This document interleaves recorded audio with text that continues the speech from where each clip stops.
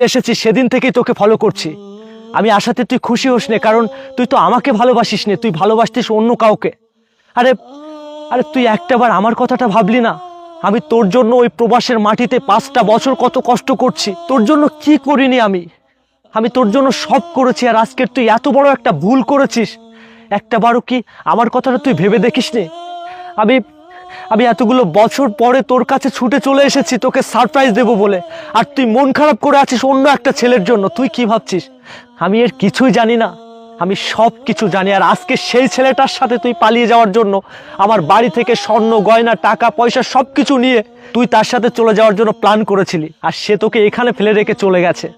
রাজিয়া, শুধুমাত্র তোকে একটু সুখে রাখবো বলে আমার জীবনের সব সুখ, আমার জীবনের সব আশা সবকিছু বিসর্জন দিয়ে আমি আমি এতগুলো বছর পড়ে আছি ওখানে।